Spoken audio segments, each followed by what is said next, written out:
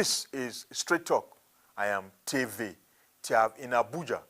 And we welcome all our viewers in Nigeria and around the world to the program. You can also join me in the conversation on my online platforms on Twitter, Facebook, YouTube, Instagram, and LinkedIn.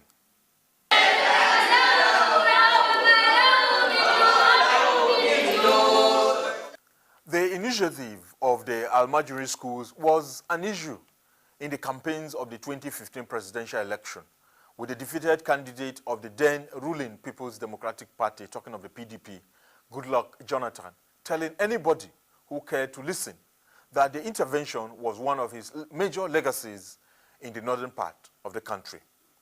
While the intervention remains the first bold step by the Nigerian government to address the issues that have made the Almajiri system to become a major social challenge, it is also clear that years down the line, the Almajiri schools are far from the ideal solution the country needs, and even the solution the administration of former President Goodluck Jonathan was looking for, that led to the investment of 15 billion naira to construct the supposed 165 new Almajiri schools. The problem perhaps is the fact that attention was given to the construction of the structures, obviously because of the financial benefits and not the content the schools were supposed to offer.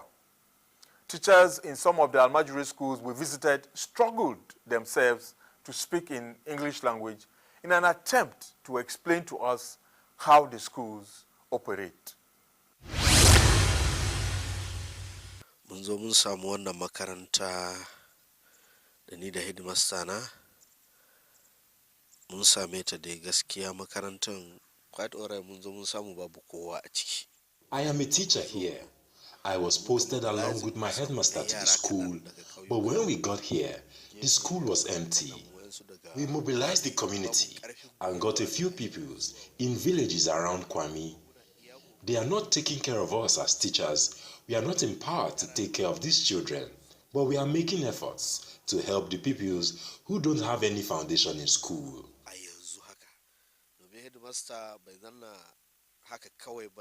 Now we have 260 students now, and have enough teachers about Arabic and other things of the schools. Everything is normal.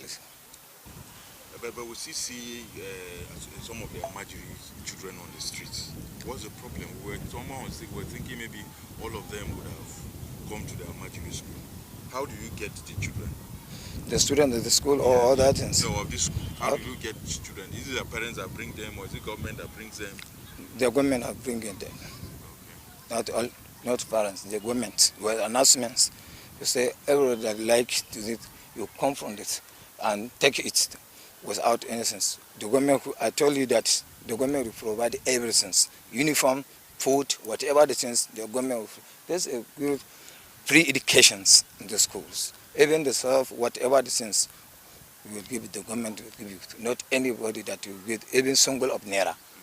Whether the parents or something, you cannot give any single of naira. That's only the government will provide everything. So in your own assessment, after 6 years, the objective was to integrate the Almajiri into Western education, vocational education. Has that been achieved? Yes.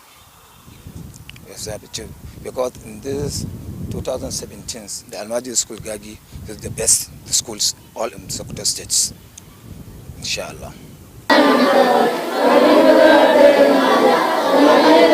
These are pupils in one of the 4 Almajiri schools built in Bauchi State, northeast Nigeria. The schools were built in 2010, but academic activity started here sometime in 2013. And we've been here 7 years after.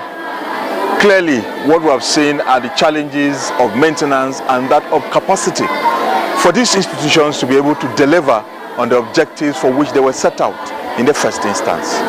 From Bauchi to Zamfara, Sokoto to Yola, Gombe to Kano, the authorities, including those in Abuja, the nation's capital, will not speak on the Almajiri schools project. It is not hard to understand that, like other government projects across the Federation, the states treat the Almajiri schools as not their business, but properties of the federal government, even though we are told the schools have been handed over to them to not only manage, but operate. This much officials of the State Ministry of Education in Bauchi State, Northeast Nigeria, admitted when we took them up on the issue. The government is doing, they are doing anything because, like I have told you, it's a collaborative issue. Some issues we are left with the LGS to handle. Are you following? Some LGS are the one to, give them some allowances, and they are not forthcoming. That was the agreement. So the federal government handed over the schools to the state, and the state is now handing them over to local government? Of course. Some schools were under the control of the state, while some were directly under the local government. Okay. The one on Jos Road, for instance, we saw there's a hostel that got burnt. You said that was about 2 years ago. Nothing happened. I can't tell you anything about that. I don't know what the status of that. Maybe when you go to Subev, that is where maybe you get the relevant answer to this. There is teaching and learning in those schools. In fact, the management is two-way. Subeb are supervising this, but our own role is to overall coordination. And I know the Ministry of Education is responsible for feeding them. What they are feeding logistics is being taken care of by the Ministry of Education. I'm sure right now if you go to like Miri, that school after Miri, Buzai, you find them in the class now. They are teaching and learning in those schools. Yeah, we've actually been there. We met them and all of that, but they also have challenges. The issue of capacity. Capacity in yes, terms of... they were saying some of their teachers, for instance, are on part-time, casual, yeah, that was the word they used, casual, and they've not been paid, including even non-teaching staff for about 5 years, 4 to 5 years, down the line, and that is affecting the morale. And we also spoke with some of the children. We were shocked that somebody in primary 2 couldn't speak English. But it's supposed to be a combination of Western education and... but if you could have asked that question in Arabic, maybe they will... That is the nature of the curriculum. But in terms of payment of their real salaries and that things is the primary board that are responsible for... What of the infrastructure? There's a dormitory there that was burnt 2 years ago. Nothing has happened. No renovation. It's been abandoned. I am aware of that case because we have made an assessment. You see, those schools, we are yet to answer that question. But I'm sure, in terms of relationship, I think we have a directorate at Subeb that are in charge of this Almajiri education. And there is a link in terms of policy, in terms of inspection, in terms of curriculum development. There is a link between this Subeb and that of the Federal Ministry of Education. The federal government only constructed the supposed 165 Almajiri schools and just handed them over to the state governments without a clear plan, perhaps, on how the schools will be administered or operated towards meeting the objectives for which they were established in the first place. As we speak, even the structures in almost all the schools are not being maintained, and they are already deteriorating. And one by one, the country will surely lose each of the Almajiri schools sooner than later.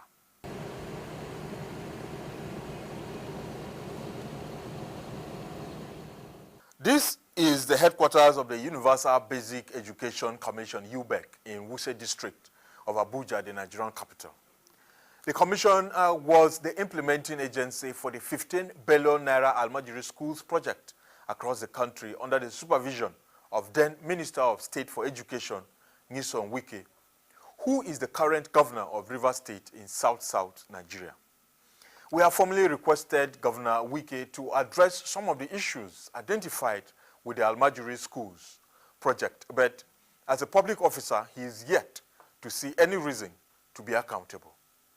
It is the same story with the Universal Basic Education Commission that has had 4 chief executives between 2012 to date, namely Dr. Ahmed Modibo Mohamed from 2007 to 2012, Professor Ogene Rume Charles Onocha in acting capacity from 2012 to 2013, Dr. Diko Suleiman from 2013 to 2016, and now Dr. Ahmed Boboyi, whose 5-year tenure will end in 2021.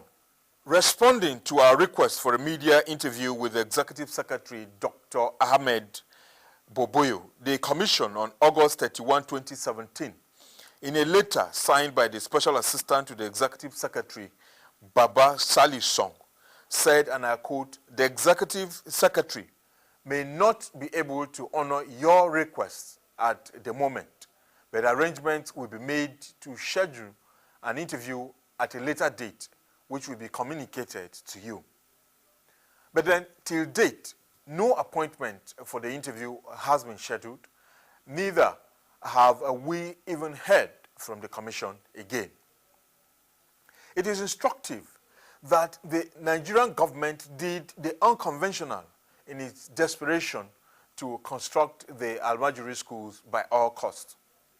The 15 billion naira budget for the project was funded using money from the Tertiary Education Trust Fund, the TED Fund, that has since 2011 become a specialized intervention agency charged with the responsibility for imposing, managing, and disbursing education tax to public tertiary institutions in Nigeria. The Almajiri schools were constructed using monies that should have been invested to develop human capacity or to improve the learning and living conditions in public universities, polytechnics, and monotechnics across the country that are practically begging for attention. Going by the Tertiary Education Trust Fund Establishment Act 2011, public tertiary institutions are supposed to be the exclusive beneficiaries of disbursements of the education tax, which is the 2% tax imposed by TED Fund on the accessible profit of all registered companies in Nigeria and collected on behalf of the fund by the Federal Inland Revenue Service, the FIRS. We reached out to the fund requesting for an interview to get explanations on the decision to divert monies meant for the development of tertiary institutions in the country to the construction of the supposed 165 Almajiri Sangaya integrated model schools. But the current executive secretary, Dr. Abdullahi Baffa, was not willing to face the issues on camera. The fund is insisting that the Universal Basic Education Commission, UBEC, should be the only agency accountable for the project.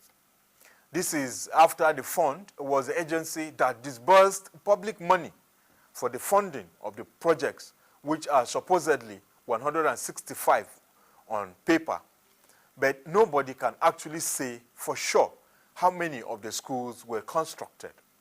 For instance, former President Goodluck Jonathan had in September 2017 told the Peace Summit of the Junior Chamber International, JCI, in Malaysia, that his administration constructed 165 Almajiri schools. This is, however, contrary to the claim by the Public and Private Development Company, the PPDC, that the then Minister of State for Education, now Governor Nyesom Wike, had in a memo to the Federal Executive Council listed only 124 of the Almajiri schools. Interestingly, the Universal Basic Education Commission, UBEC, had in 2015 provided a list of just 117 Almajiri schools to procurement monitors. It is worthy of note that the current chairman of the Independent National Electoral Commission, INEC, Professor Mahmoud Yakubu, was the executive secretary of TED Fund when construction of the Almajiri schools started in 2012, before he handed over to Aliu Meya, who was succeeded by Professor Suleiman Bogoro in 2014 and Dr. Abdullahi Baffa in 2016. The concept that was originally recommended was that we do what is called a shed for makarantar allo. Basically, there are two elements in this concept. A shed is basically a habitable environment that is hygienic and also fairly modern for the Almajiris to domesticate themselves and read their Quran. The concept of classroom was rejected because the mental model is you are taking them back to a normal school system, and they don't want to be basically assimilated get lost into the Western educational system. And then we also recommended that side by side that shedding and domestication, we should introduce vocational education, skills development. We call it livelihood education, so that in the morning hours they do their schools. Sometimes in the midday they go to these livelihood education school centers, either learn some agric or carpentry or some building skills, things that will enable the Almajiri child to grow up and become useful in the society. These are the integral concepts. They're not too radical. Put together, it's not going to cost like 5 million to do a shed, complete shed with a borehole and solar lights and the sheds and the tents. It's not too expensive, it's not too radical. So, but this classroom block cost about 20, 24, 25 million. You could do 5 of that shed if you have accepted. So you could get wider spread. But you see, in government, the bureaucracy is interested in not only the outcome, but the process is important to them. We learned later contracting became an interest in the process, so people are given contract to build black. I was going to ask, the classroom that we eventually ended up with, don't you look at it as because of the money? The incentives of getting contract. Yeah. I think we believe that the program was converted to that classroom because of some interest. Like you rightly put it, contracting became a major issue. So when people are being dished out contract to build classroom, their major focus is not what the program can actually be, but what the gains come. And some of the classrooms, if you look at them, the initial ones were good standards, but eventually, you know, as normal was our Nigerian supervisory systems, it got derailed. So unfortunately, I think this program suffered, and money has been put in this program, and the classrooms are there, and the Almajiris are still on the street, and we are still reeling from the problem of the Almajiri associated problem.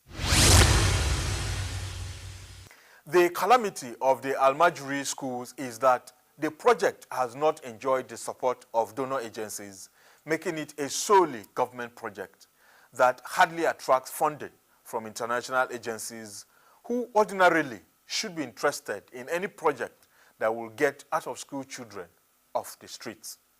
The Executive Secretary of the Universal Basic Education Commission, UBEC, Dr. Hamid Boboye, in an exclusive interview with a national daily published on May 29, 2017, claimed that, quote, there are some international development partners that have been active in this particular field. UNICEF has been active, UNESCO has been active, DFID has been active, as well as the World Bank. It is our hope that with the cooperation of these agencies, we will be able to register real progress in the near future, end of quote. This may perhaps just be a mere wish, as the United Nations Children's Fund, UNICEF, has nothing to do with the Almajiri schools in Nigeria. You cannot talk about out-of-school children in Nigeria without talking about the Almajiri system. We are, as part of our quality improvement in education work we are doing in UNICEF, we are working with what we call integrated Quranic schools.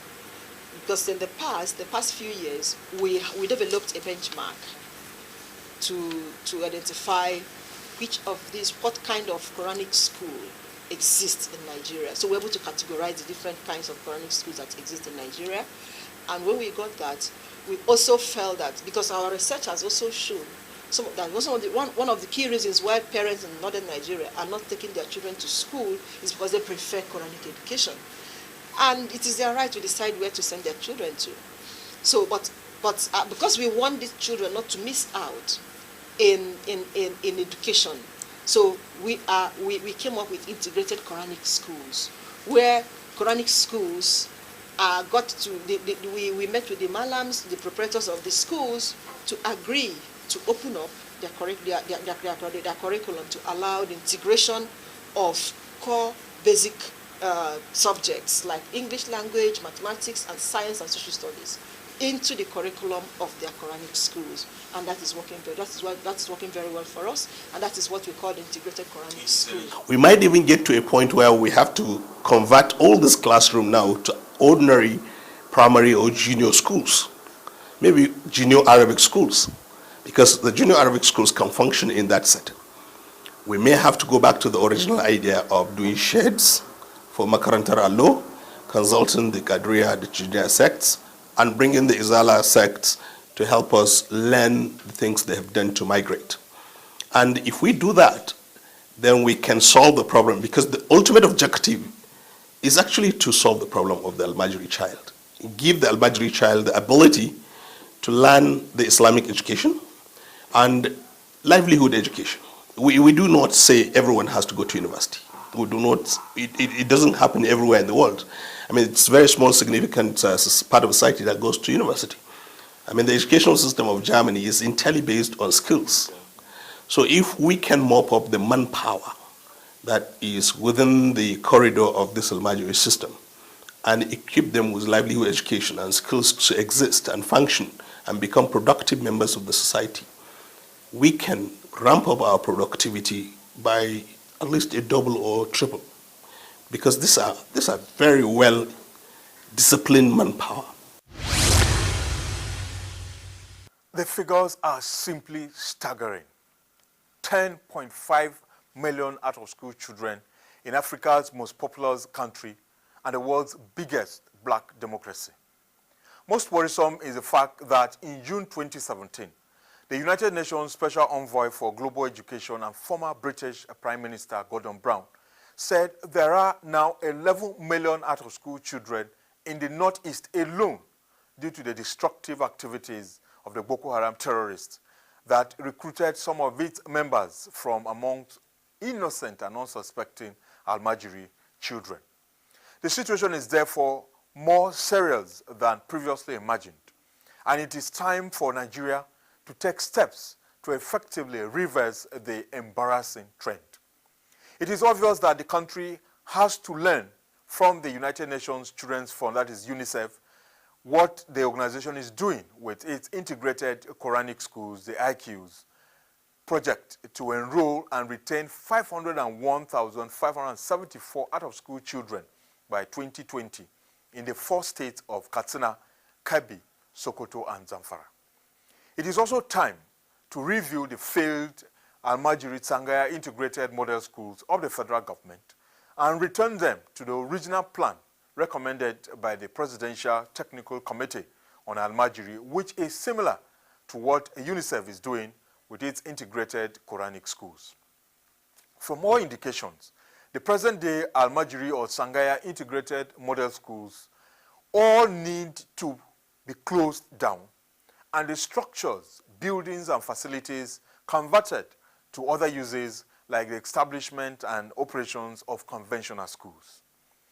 Also of importance is for the presidency, the National Assembly, or anti-corruption agencies like the Economic and Financial Crimes Commission, the EFCC, or the Independent Corrupt Practices and Other Related Offenses Commission, the ICPC, to probe the Almajiri Schools project, where the Universal Basic Education Commission, UBEC, the Tertiary Education Trust Fund, TED Fund, and the Federal Ministry of Education will be held accountable for the 15 billion naira of public funds wasted on the project.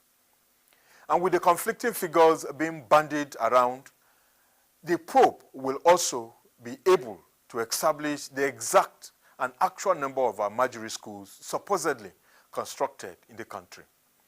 Obviously, most of the persons who were major actors in the project, including former Minister of State for Education, who is the current Rivers State Governor, Nyesom Wike, former and current chief executives of UBEC and TED Fund, including the current INEC chairman, Professor Mahmoud Yakubu, will need to provide explanations on the Almajiri or Sangaya Integrated Model Schools project to the Nigerian people. That's Straight Talk. You can follow me on Twitter, Instagram, and Facebook, and you can also subscribe to my YouTube channel to watch the program at your convenience. I am Tyav. Thanks to our partners, MediaDimensions, for their support. And thanks to you for watching. And goodbye from Abuja.